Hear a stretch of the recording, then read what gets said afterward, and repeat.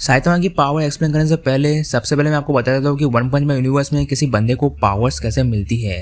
जब कोई बंदा कोई चीज़ के लिए शिद्दत से मेहनत करता है और वो चीज़ को काफ़ी ज़्यादा चाहता है और उसके पीछे लगन से मेहनत करेगा, तब वो चीज़ उसको 100% मिलने ही वाली है। फॉर एग्जाम्पल सीज़न 1 में हमने देखा था कि एक क्रैब वाला मॉन्स्टर था जिसने खुद ने कबूल कर लिया था कि वो इतने ज़्यादा क्रैब उसने खा लिए थे, उसके कारण वो खुद एक क्रैब बन गया है। और दूसरा लाइव बड़ा एग्जाम्पल गारो है, जिसको बचपन से ईविल बनना था। वो ईविल को सपोर्ट करता था। जब वो छोटा था तब भी कार्टून के अंदर वो विलन्स को सपोर्ट करता था, और बड़ा होते होते उसने क्या क्या कांड नहीं किए वो मुझे बताने की भी ज़रूरत नहीं है। और उसके कारण उसकी दिली तमन्ना थी कि उसको ईविल बनना है, और अभी प्रेजेंट में वो इतना बड़ा मॉन्स्टर बन गया है, वो भी मुझे बताने की ज़रूरत नहीं है। सिमिलरली विद साइतामा को भी स्ट्रॉन्ग बना था वो इंसिडेंट के बाद, जब उसने वो बच्चे की जान बचाई थी वो क्रैब मॉन्स्टर से। उसके बाद उसने 2 साल तगड़ा वर्कआउट किया, एक भी दिन का गैप नहीं लिया। उसके बाद उसकी पावर्स जो आई उसको 2 साल के बाद, वो भी मुझे बताने की ज़रूरत नहीं है। सो प्रेजेंट में हमने देखा है मांगा के अंदर उसकी पावर्स अलग ही लेवल पर चली गई थी, और वो स्पेस में भी काफ़ी इजीली फाइट कर पा रहा था गारो से। हालांकि सीज़न 2 में उसको थोड़ी तकलीफ हो रही थी, उसको सांस भी रोकनी पड़ रही थी। तकलीफ नहीं हो रही थी बट उसको सांस रोकनी पड़ रही थी जब वो मून पे पहुंच गया था।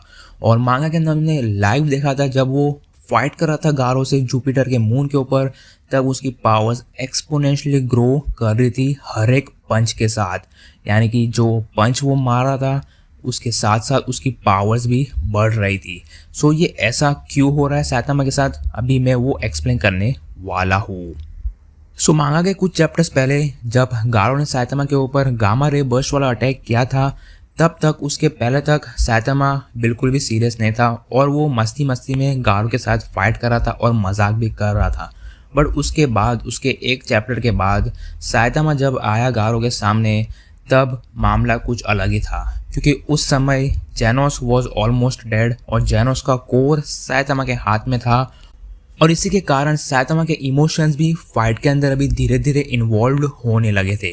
और जब वो फाइट कर रहा था गारो के साथ जुपिटर के मून के ऊपर, तब उसने एक लाइन बोली थी जो कि गौर करने लायक है। तो साइतामा इंटरेस्ट कब दिखाता है, सीरियस कब होता है, जब वो समझता है उसका सामने वाला ओपोनेंट वर्दी होता है। तो साइतामा ने बोला था कि फाइनली मुझे एक ऐसा ओपोनेंट मिला है जहाँ पे मैं अपना ऑल आउट दे सकता हूँ। बट उसने गारो का कोर निकाल दिया था, उसने गारो को मार डाला था।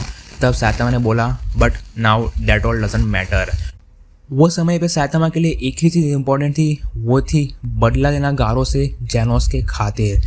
इसलिए जो इमोशंस उसके जो इन्वॉल्व थे, जो अफेक्शन था उसका जेनोस के लिए, वो काफ़ी ज़्यादा बढ़ गया था। और उसके कारण वो हर एक फाइट में, हर एक मूव में, हर एक पंच में वो इमोशंस भी इन्वॉल्व कर रहा था। और इसी के कारण हमें साइतामा का एक सीरियस लुक देखने को मिला काफ़ी सारे पेजेस के अंदर, जब वो फाइट कर रहा था गारो के साथ और उसने गारो को एक चांस भी नहीं दिया उसको हिट करने का। वो इतना ज़्यादा सीरियस हो गया था। अगर गारो ने जेनोस का कोर नहीं निकाला होता, तब भी अगर वो लोग मून के जुपिटर पे, जुपिटर के मून पे जाते, तब साइतामा इतना ज़्यादा सीरियस नहीं होता। वो खुश होता कि उसको एक वर्दी ओपोनेंट मिला है ताकि वो ऑल आउट हो जाए, और वो ऑल आउट हो भी जाता, मतलब 100% नहीं, बट वो सीरियसली फाइट करता। बट उसके चेहरे के ऊपर वो लुक नहीं होता जो प्रीवियस चैप्टर में था।